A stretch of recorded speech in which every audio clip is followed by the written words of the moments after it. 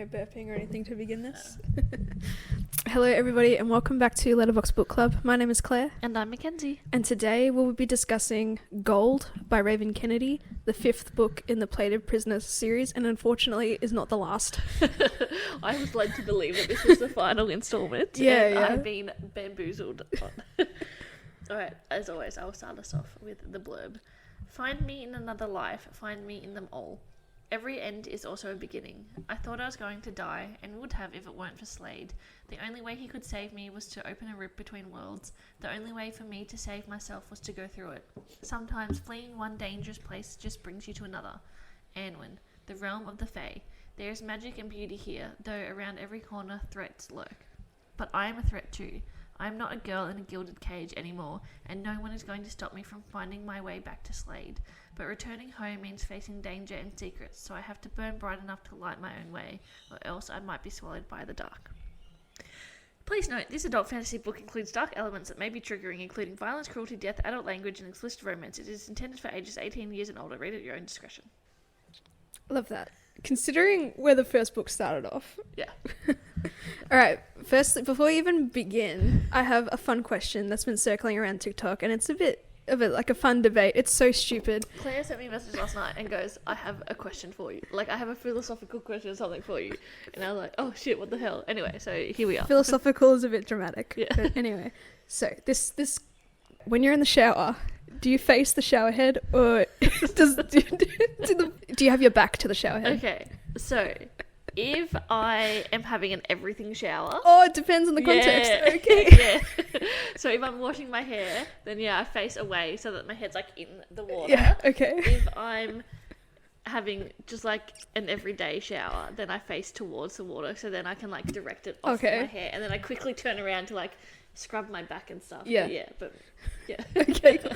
Because I'm very different. I stand on the side. Like I face like the entrance, wherever the entrance of the shower is, because I'm so used to having like an open shower back growing up and stuff. So like, yeah, I'd always kind of face on the side or wherever like the hair conditioner and soap and all that is. I just kind of face that direction. Oh yeah. But I was just like do an odd turnaround every now and then. So you have like your back towards, because what if someone comes in and murders you? Hey, I'll be ready because I'm facing them. Oh, okay. Yeah, no, just kind of to the side. That's what prompted me, because I'm like, yeah, the way I stand, I'm like, I'm a bit different than everybody else. I hear this and I raise you when I'm showering with another body. Okay. Yeah, fair enough. I stand behind the water. Okay. Does that make sense? So so if it's there and you're... Yeah, between the wall and the stream. I stand in between that. Okay, and you just kind of rotate. Yeah. Like a rotisserie chicken. I love that. But no, I've just been seeing that on TikTok and I'm like, that's such a fun question. And then I saw it like a few more times and I'm like, this must be a really up for debate thing. Like a lot of people are dead set on either facing the shower head or their back to the shower. And I'm like, I just stand up my side, like half my body is getting drenched and I do my thing and then I, rinse, turn around like a rotisserie chicken and just do a little... And I just thought, am I weird for that? Just being a little bit different. Anyway, rate that stupid question out of 10. No, I like it. That's a solid 9. Solid 9. I didn't know where I was going to go there, because I've seen that one of the women who was like, you should ask like your partner or whatever, like what's a memorable moment in their life. Oh, okay. And if they don't say the day they met you, then start a fight. Yeah, I love seeing the start a fight chick. And then the ones, and it's like, oh, ask him if he'd kiss you for $5,000 or like a stranger for $1 million, and if he doesn't say he'd kiss you for free, then start a fight. Yeah, I love that lady on TikTok. But yeah, and that'll expose the time that because it's circling around TikTok right now. Like we are recording still in December of 2023, so and by the time this is released, it'll be completely irrelevant. But it's just a fun little prospect. Alrighty, back to the book. Thoughts, feelings, and emotions. Kenzie, go. Alright, I just finished this, like literally just as you walked in the door, and finish is a stretch because I skipped a lot of chapters, and I skimmed a lot, and yet I still am aware of what was going on. I know what conclusion we've gotten to, so that doesn't speak for itself. And I, as I said before, was led to believe that this was the final installment. Yep. So I was happy chappies going into it. Yay. And then as soon as things weren't progressing, you're just like, what's going on? Excited to see where it was going. And then when I had like 3 back-to-back Melina chapters. Yes, I wanted to kill myself. Fucking hell. Yeah, I was like, something is happening here because they're wasting too much time. On a truly base level, I enjoyed this book for what it is because I enjoy the story. I enjoy the way it's going. Am I completely irrationally... No, not irrationally. I'm rationally enraged by this book. Yep. It's okay. And that is all. Cool. All right, my thoughts, feelings, and emotions. Sorry, we are munching on some sausage rolls. Too many characters having too many chapters is an issue for me. Yeah, I hated this book. It's very predictable, a lot of plot device sort of setups, and I was just like, why?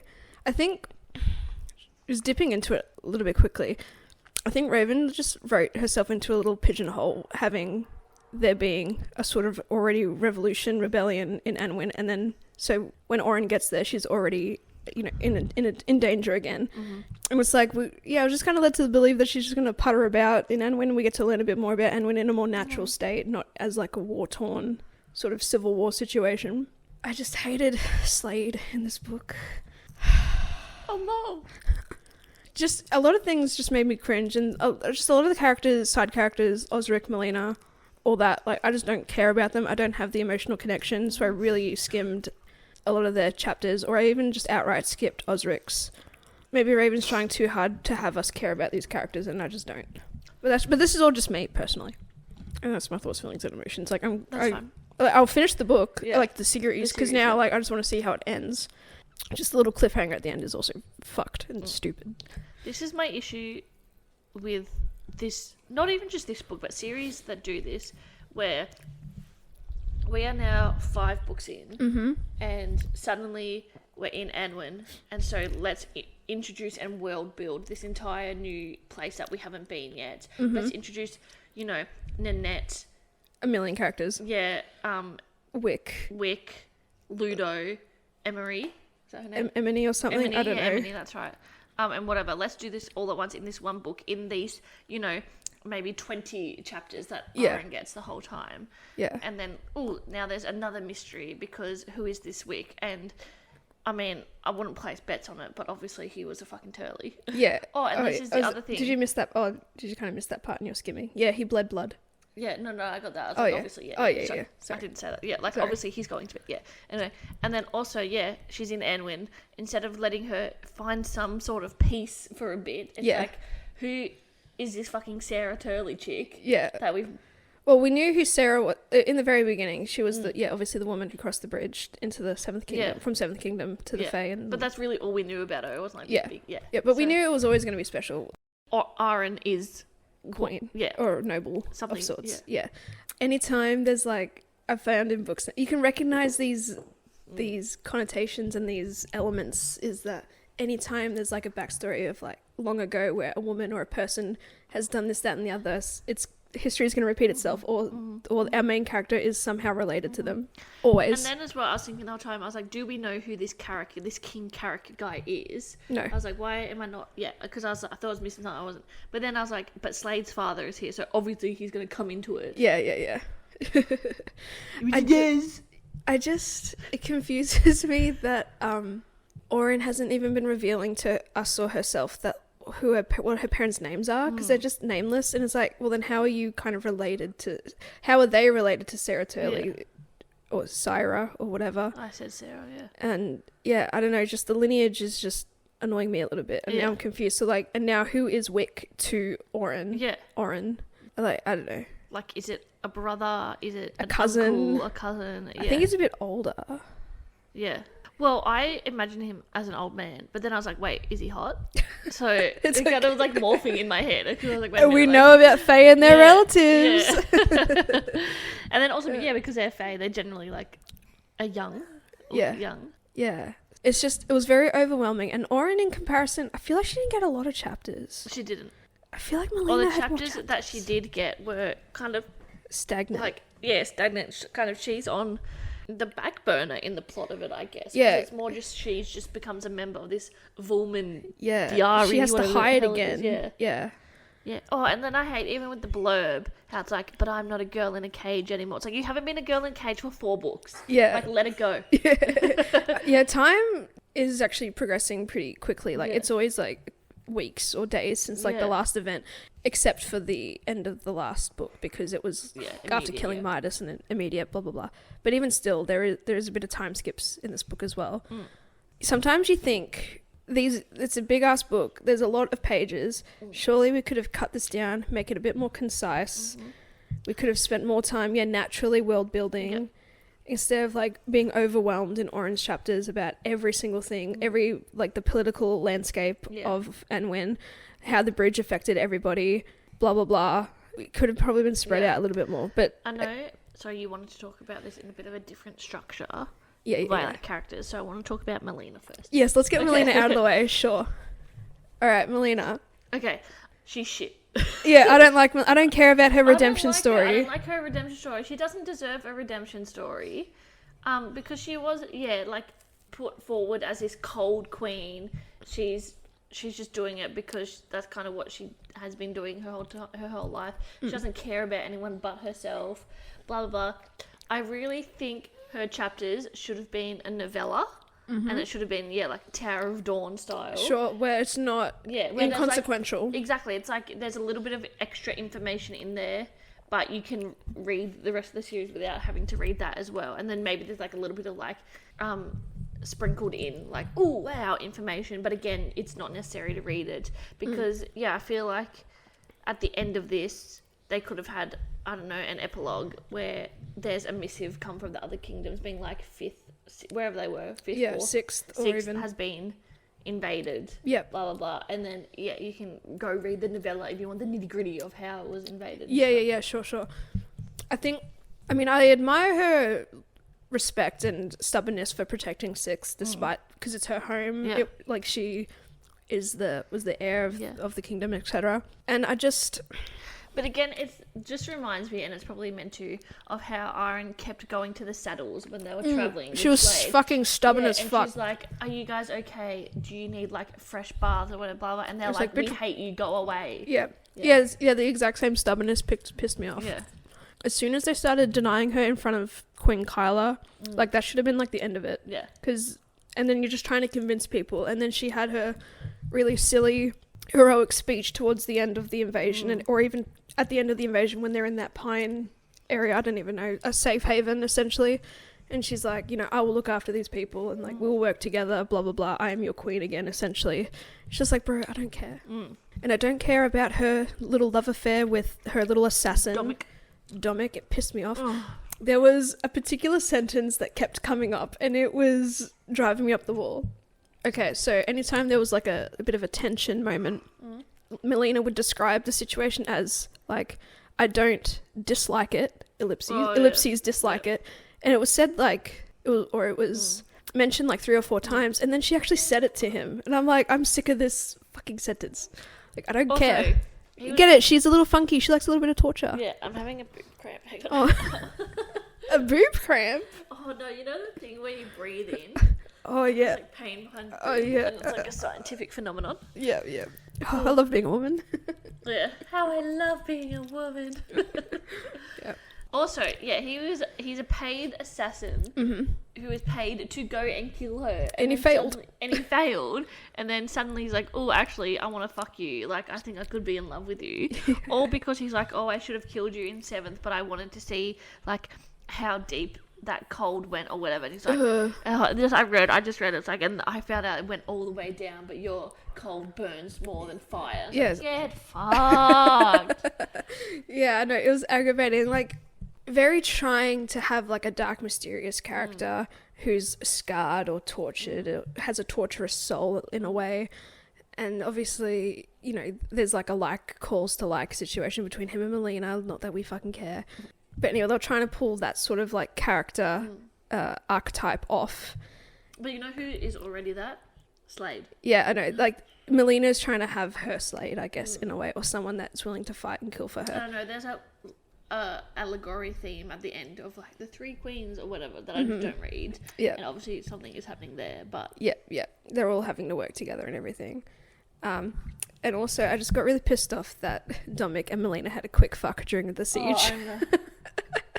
I was like, what are you doing? Your people are dying. Why? And after she's like, oh, we shouldn't have done that. And Yeah. it's like, obviously. Yeah, it's just so much like outlandish thoughts and like, come on. It annoyed me so much. I hate Melina. I don't care about her. I now loved that she got bamboozled by the Fae. And she was imprisoned for a little while. It's great that she got a little bit of development, that she actually felt quite regretful and everything of being so selfish and heartless and cold. I hate this whole cold theme around her. I enjoyed how when she was put in the cage by Kayla. Yeah, yes. When Kayla was like, well, did you ask Oren? Like, did you ask her if she enjoyed being in the cage? Yeah. Like, if she enjoyed being protected? As if Kyla had any right to, pull a bit of a moral high ground on fucking Melina, but yeah. Also, what intrigued me was Kyla revealed to Melina that obviously Midas was faking everything. Yeah. He was not gold touched. But in the first book, there was a bit of tiff between Midas, Oren, and Melina, because Melina hinted at like she knew something was going on. But now she's like, she never really knew. So now I'm confused as to what this was meant to be about. Yeah, I don't know. Maybe a bit of continuity error. I did enjoy in Melina's chapters how she realised that Kayla is going to fake a pregnancy. Yeah. But then also it appears because she walked past Mist and she said that like she looked like shit essentially, like her lips chapped and stuff. I was like, okay, I understand that you're just going to take the baby off her, but you still need to nourish her while she is pregnant. Yeah, like, you need to treat her well. Yeah. Otherwise the baby is not going to be well. Yeah, it just goes to show how truly wicked Kyla is. I didn't think she'd go that far, but I suppose she'd do whatever it takes to try and secure sex now that there's political disarray. And yeah, with the whole notion that Midas had no magic yet he was able to have a crown, like how does that implicate the rest of society? Yeah. But of course that doesn't matter now because society is being fucking trampled by the Fae. Because this is relevant to Melina, because it's Melina's fault, I just quickly about Slade, is that I knew that this was always going to be that plot device where he's going to find out that, oh, okay, that's how we're going to get to Annwyn, is through this bridge that Melina opened up and was manipulated to. And I just thought that was so silly, like, I don't know. He was always going to be a waiting game in that aspect, and he was always going to find out that way. Yeah. And it was so annoying as well that, the whole book, Slade, Rip, King Rot, Ravinger, whatever, kept being like, I have to make a rip, I have to do this, blah, blah, blah. And then it's like, there's a bridge. Yeah. Like, I feel, surely as a Fae, like, they could have felt something. Yeah. I thought they'd be like, no, it doesn't even have to be like a magical ripple, or there has to be some sort of indication. Or like a pull to home or something. Maybe, yeah, why not? I suppose maybe he's just been disconnected to it from so long he wouldn't know what it really feels like. But yeah, what else? Melina got to meet the king. Yeah, one of the Carrick kings or whatever, who's leading the army with all his magic Fae.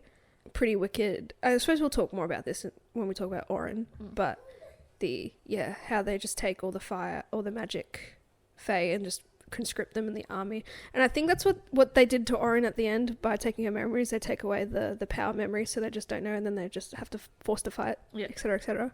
It's crazy stuff. Although I feel like Aurea, whatever, needs a bit of humbling anyway, so I don't mind this. It's funny theme of this book. When Melina started having chapters, we just wanted her out of the way, so we'd always talk about her first.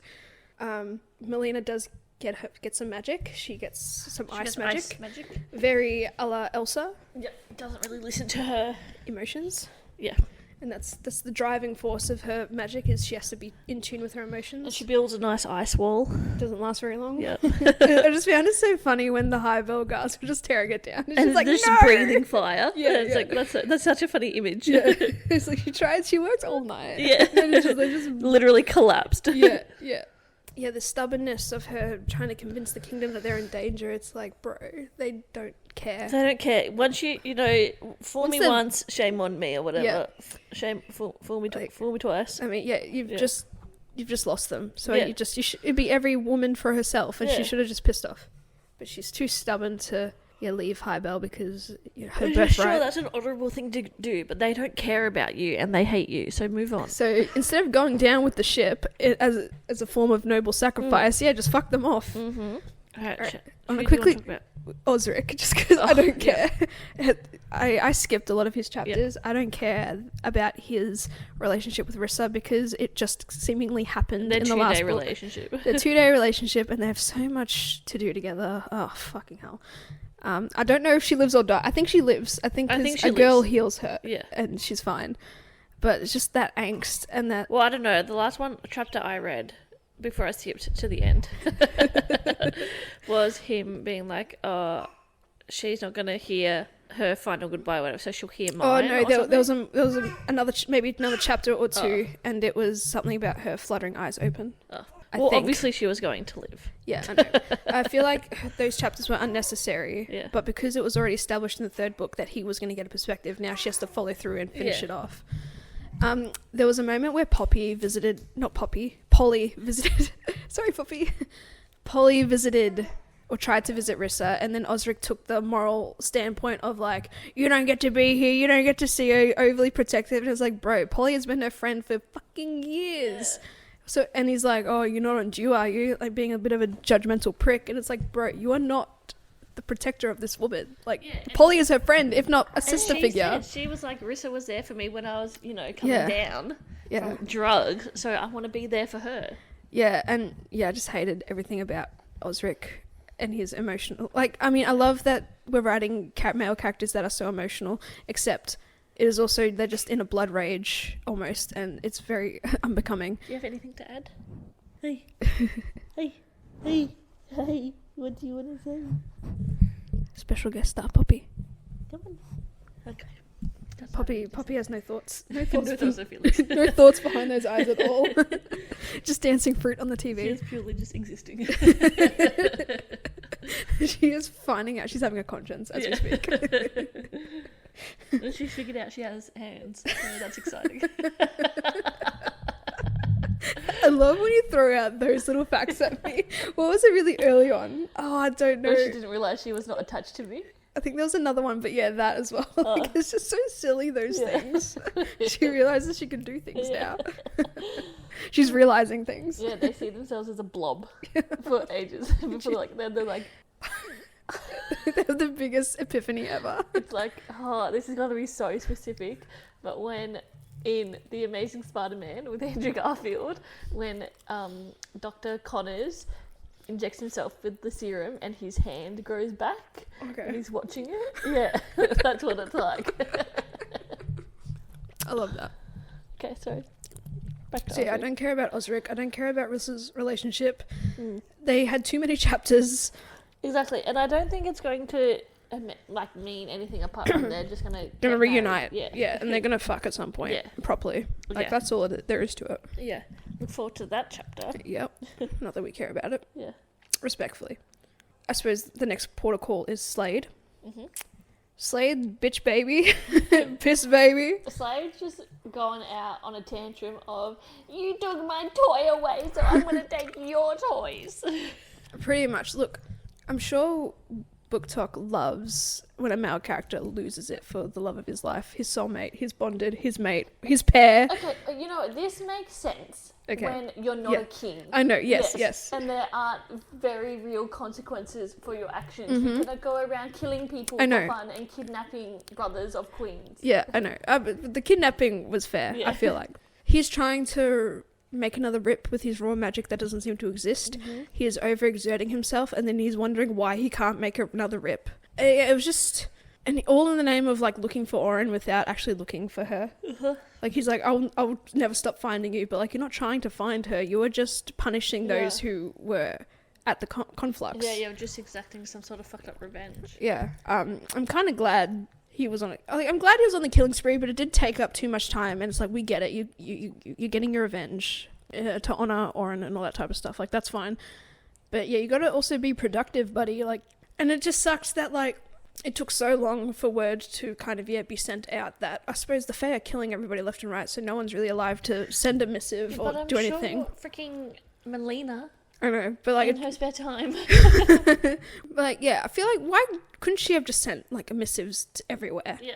I don't know. It was just that whole plot device of we have to wait and bide our time with Slade, and Slade's he's just fucking everything up. the entire political landscape of Ore. He just had to wait until he heard the rumors about Melina to realize, all right, now we have a chance of finding Oren. It was just so unnecessary and annoying. But, like, I'm glad he killed the bitch from the Second Kingdom, like the pain chick, the religious chick. Yeah. Like, that was Queen fun. Isolde.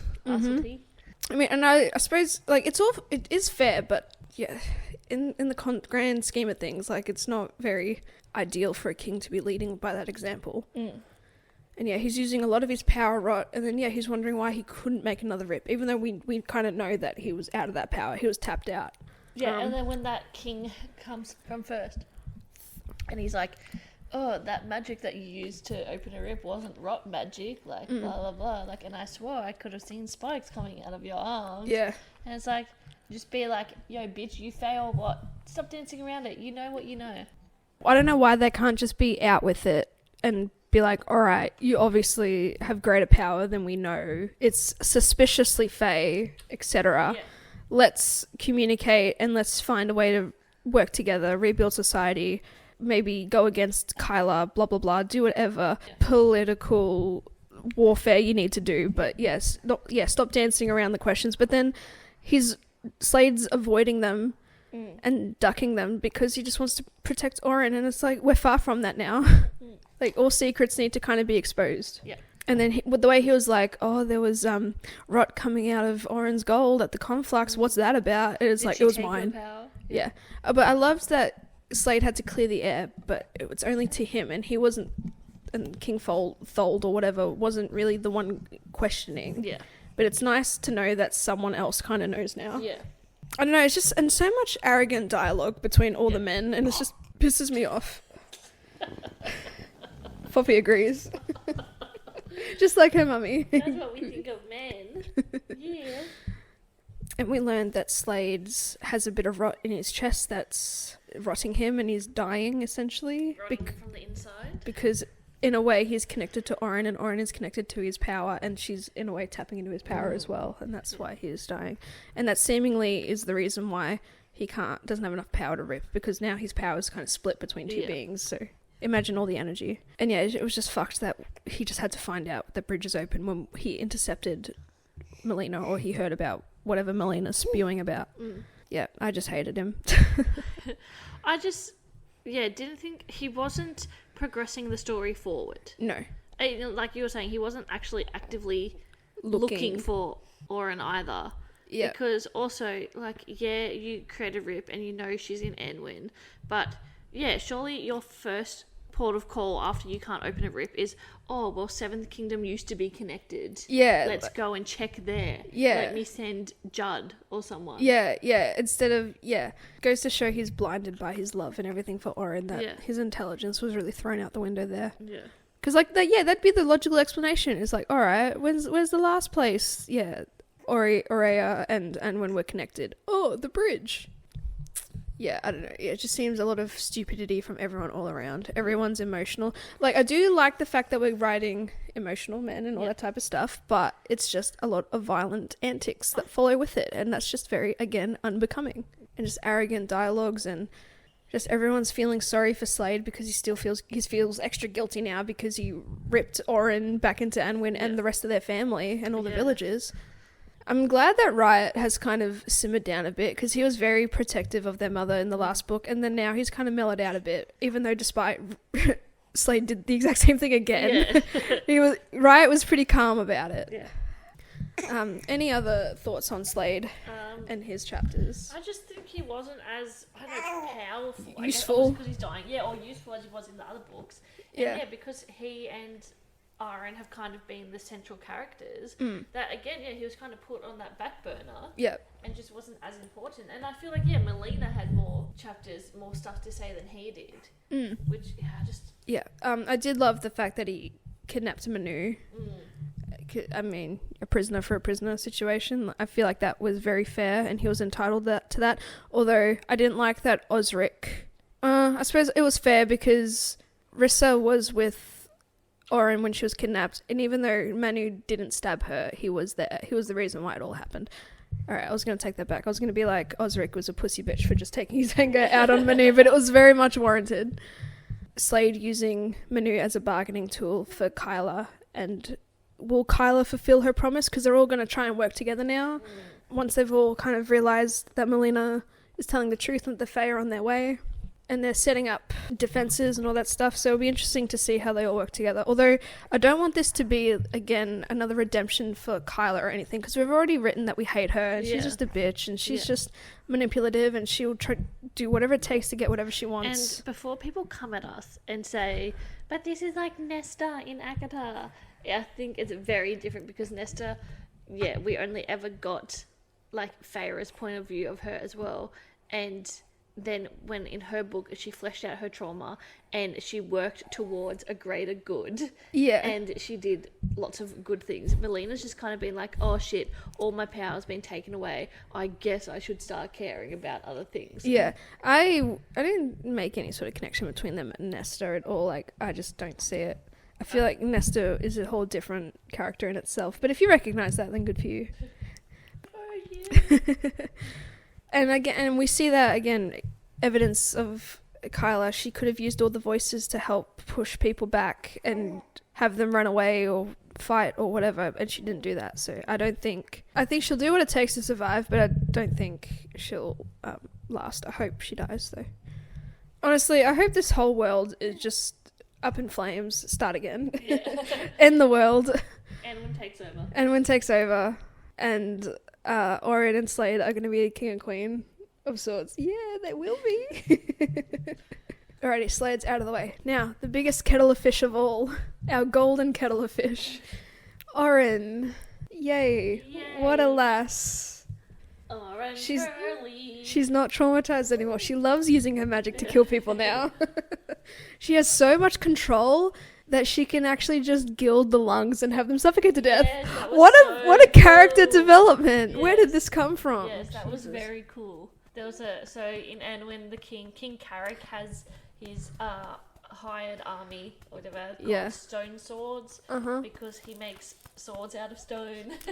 He's a stone guy. Yeah, that are lightweight but sturdy. Yeah, have the same like grit and effect. Yeah, and effect as stone. Mm-hmm. And you manipulate stone. Yeah, Orin is disguised because her friend Emily can disguise things. She can glamour. I thought where this was going to go is she was going to disguise as Orin at some point in order to escape, but that could still potentially happen. Yes. So they were glamming, and a stone sword kind of stops them in the street, like, what's your business here? Anyway, and he's like, he doesn't believe their lies, so Orin, gilds his lungs, so he's like dying, and she's like, oh, you don't look too good. Yeah. It was funny, but it's just the greater jump from her being, again, too scared to use her power to now suddenly she's like, I suppose she feels like home. She feels at home, and she probably has that more control, or she just wants to get back to Slade, and she genuinely doesn't care what she does, who she kills. Yep, that's right. So, yeah, I don't know, it just seemed like, as much as we wanted her to have the confidence and be bold with her magic and cower away, it just seemed like, a sudden great jump in all this control. Yeah. Poor Raven, she can't get it right. She can't get the development right. Orin's developing too slowly. Oh, she's traumatized again. What the fuck? Oh, now she's too good at everything. What's going on? In her early chapters, when she's falling through the rip, you finally got your fly situation. She kind of flew. She fell gracefully. She was falling with style. Her ribbons are back. They're back. Useless. Yeah. They're no longer transient. She probably heard your pleas. Kenzie really loved the ribbons, so we must give them back to her. The ribbons are back, but I think obviously they're just going to come back to life when she's back with Slade. Yeah. They're going to like fill him up. Yeah. They're going to caress him. Feel the familiar spikes. Yeah. Orin lands in a field, and then subsequently, as per her ancestor, instead of blue flowers, gold flowers are blooming. And straight away, there are people like, you are this word, 2 words that I cannot...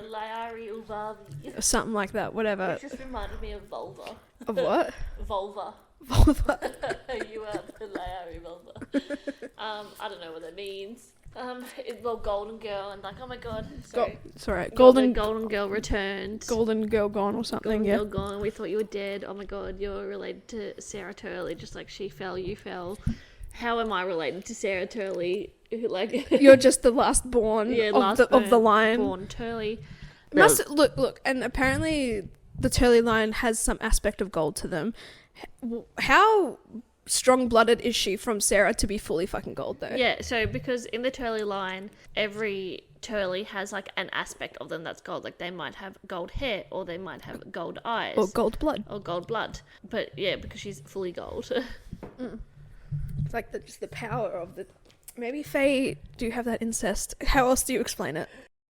And then, yeah, she meets these people who are like, it's okay, we are loyalists. You can trust us straight away. Come with us. Let us put you in this attic. Yeah, you can hide away again. You can be locked away for your own safety. At first, I was a little bit sussy-wussy. I was always like, sussy-wussy. Oh, no. They just overwhelm you with the political landscape of Annwyn and, like, how there are the Carrick family or the Carrick line are against the Turley family for some fucking reason. Yeah, and they're like, let us take you to this man. It's because she was the one who obviously walked the bridge, and she fell in love with the Fae, and like they were the reason why there was easy access between Aurea and Annwyn. And then the Fae believed that mating with the Orians were diluting all the magic and the power and all that shit. Good stuff. Eugenics, some would say.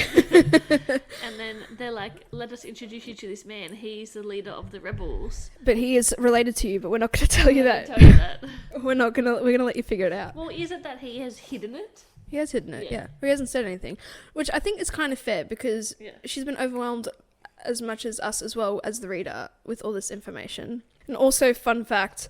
Because I was thinking this... Because it's like, yeah, okay, her parents were killed. Yep. But it's like, surely it wasn't just her and her parents. Like, they had to have, like, cousins and brothers and stuff. So, yeah. Absolutely. And I was going to say, the relationship between Aurea and Annwyn with the bridge, you know, both worlds were thriving. But since the bridge was destroyed or collapsed or whatever it was, Annwyn seems to be suffering. And there seems to be, like, a rotting situation in their land. So they got to deal with that. All this, it just reminds me of From Blood and Ash. It reminds me of all these other little TikTok things, and it's just, ugh. So yeah, so Annwyn is in disarray essentially, and so there is an incoming, I guess, civil war between the Turley royalists and the Carrick family, almighty powerful kings and rulers, and because magic has been diluted allegedly by mating with the Orians. All Fae magic users are forced into the capital and become essentially conscripted for the army, etc., etc. And so a lot of these people working for the Turleys obviously hide their magic as best as they can.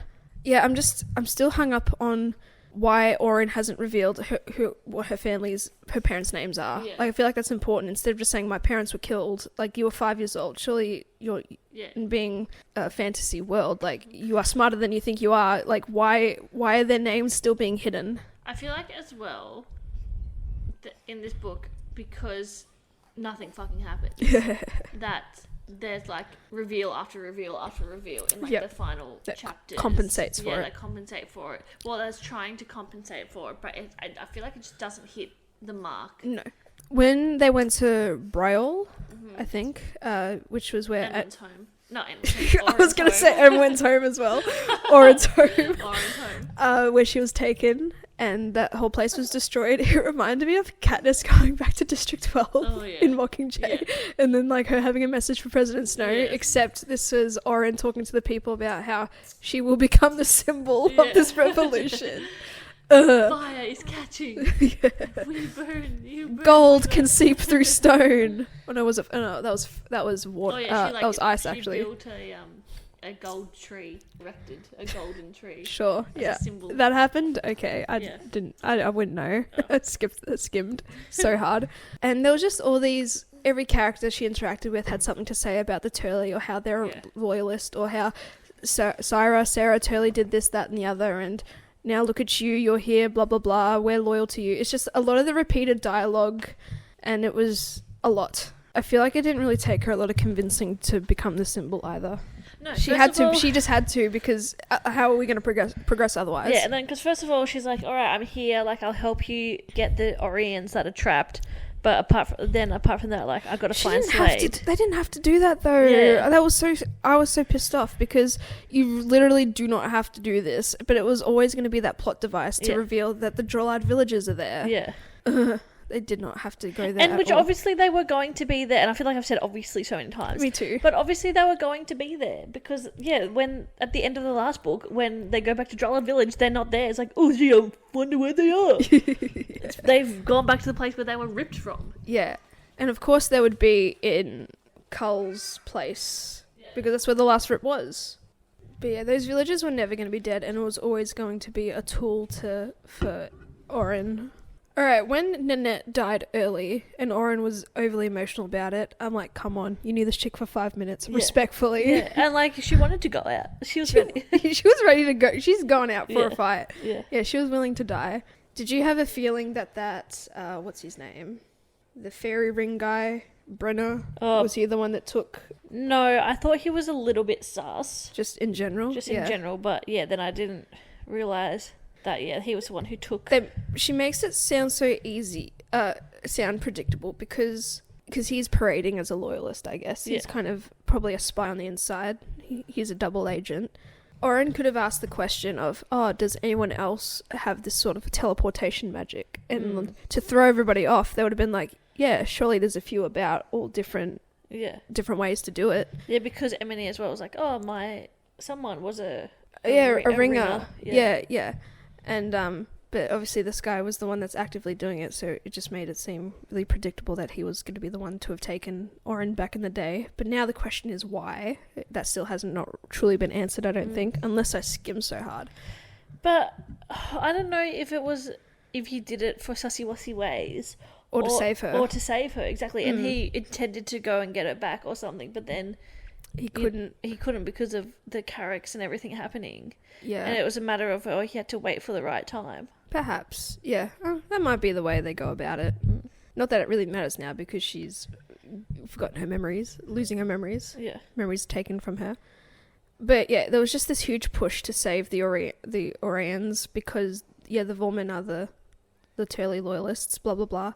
And they're willing to help each other out, but it was just because they were just on a little parade of preparing an army and preparing for the uprising and all that stuff, and they were just really adamant of saving these Orians in the most dangerous place with the most dangerous also, noblemen. The way they make it seem, there's trapped or like they're not trapped, but they've enslaved. Enslaved Orians. We have to go get them. It's like, okay, but they would have arrived at the same time as Iron.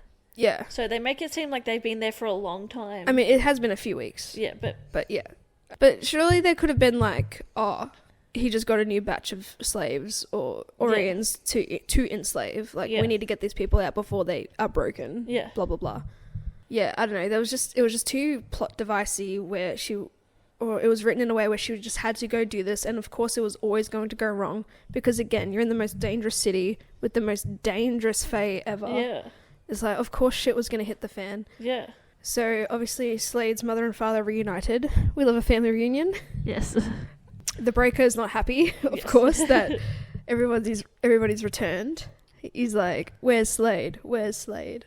Where's Riot? He doesn't care about Riot.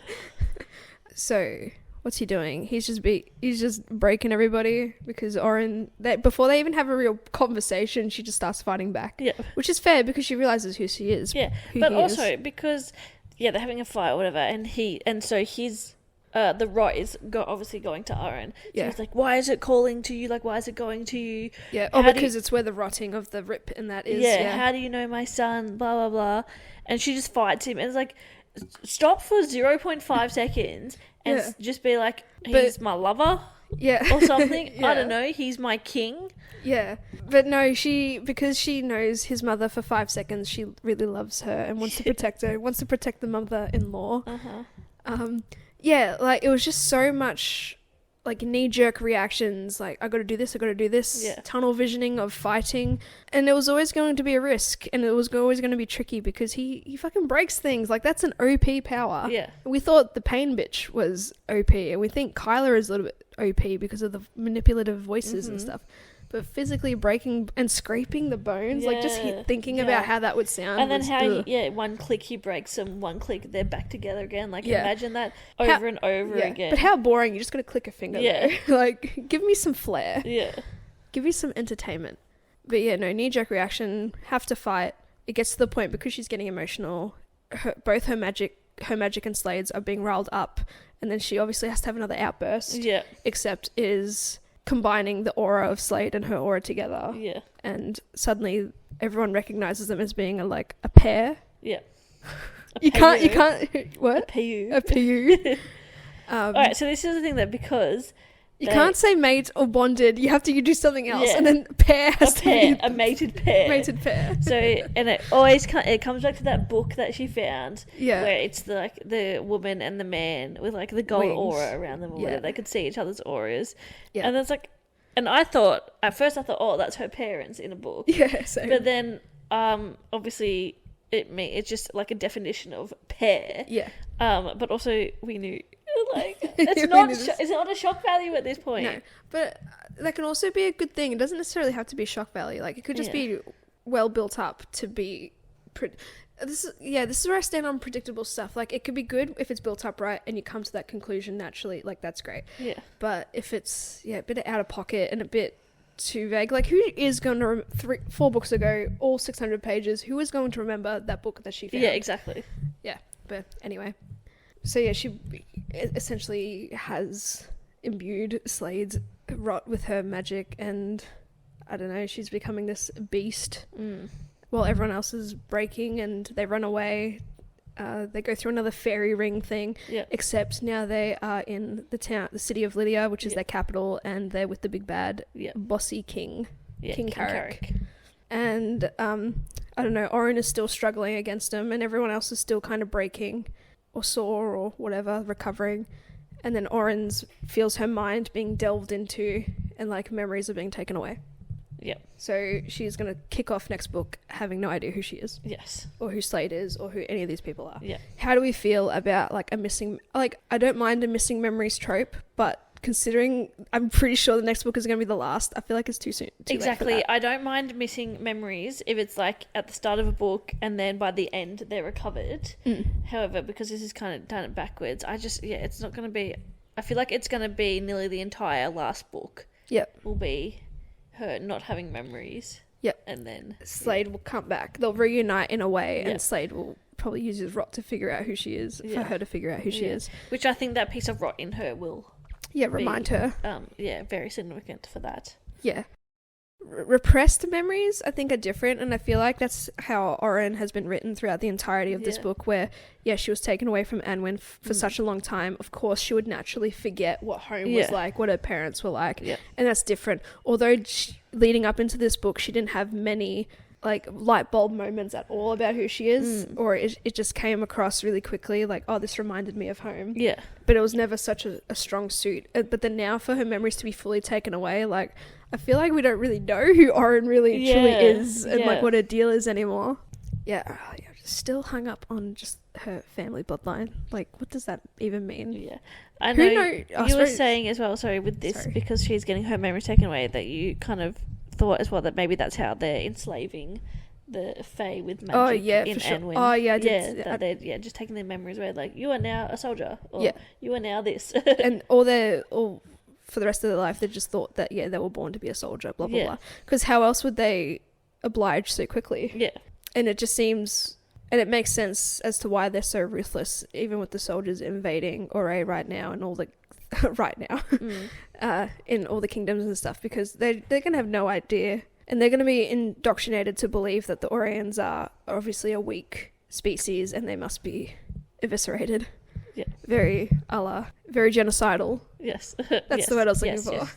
So we'll see how that goes, and we have one book to fix all this. Yes.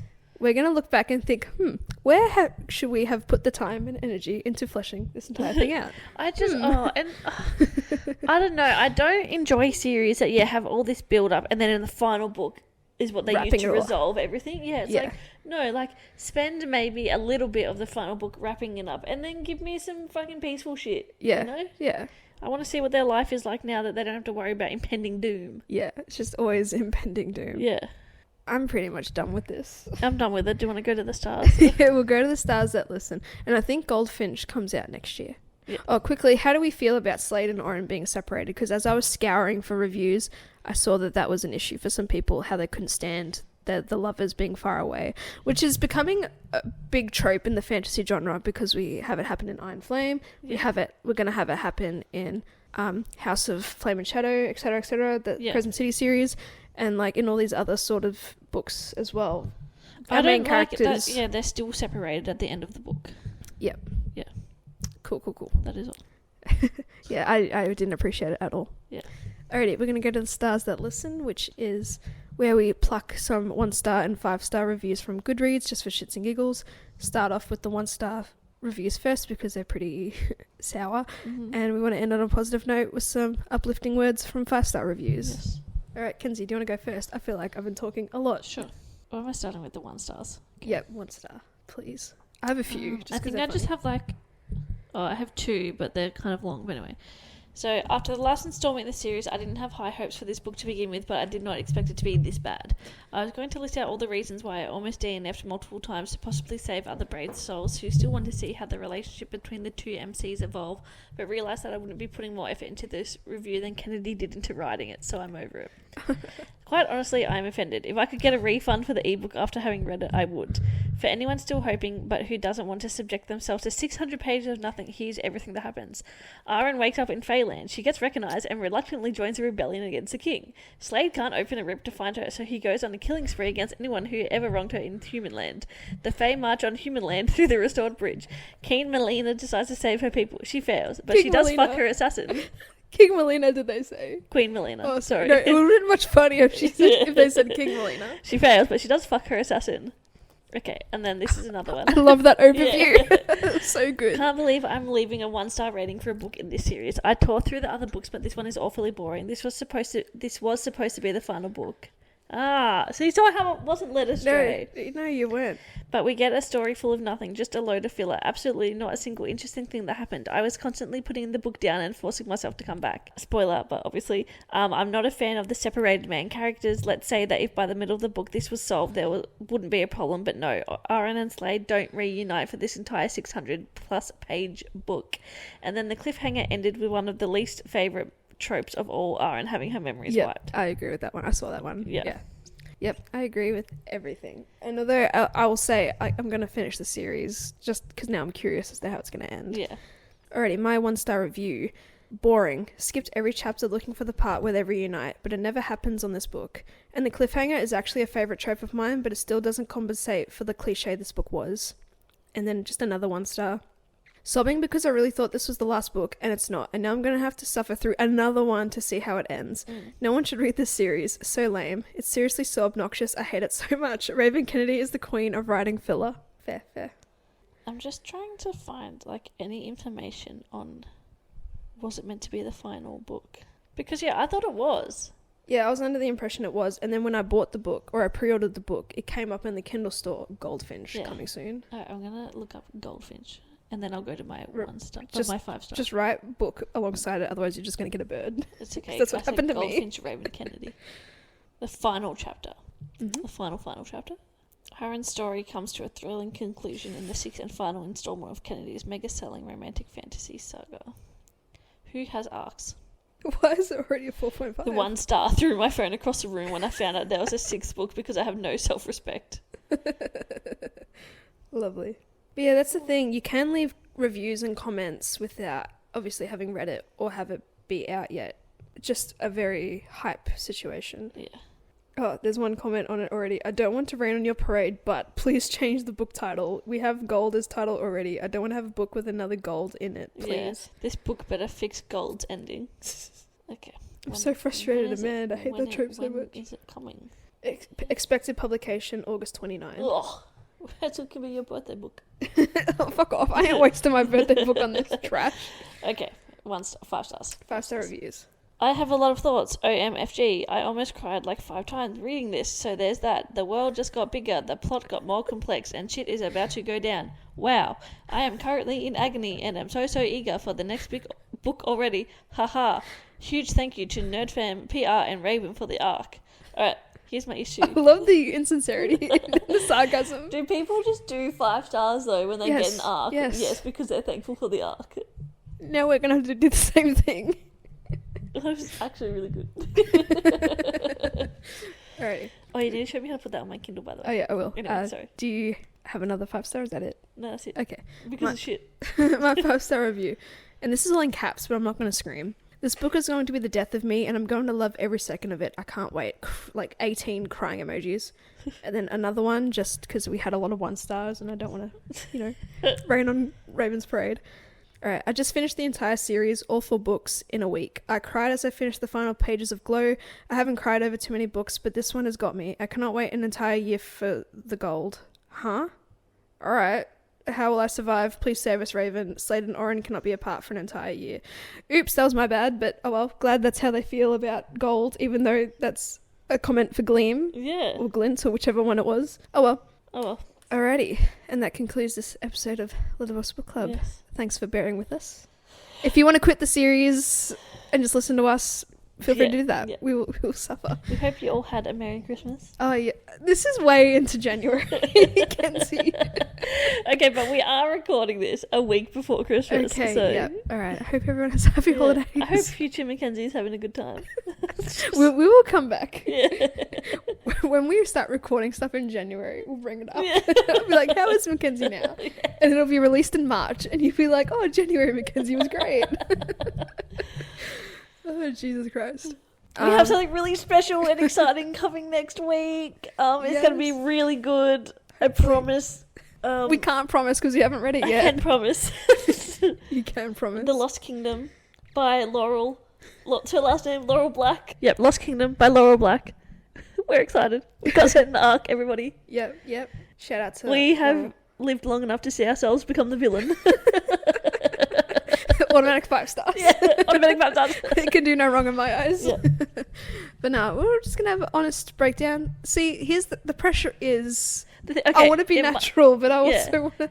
It also, I feel like maybe that might be a little bit more of a structured podcast, Sure. just because we probably have to do a good job.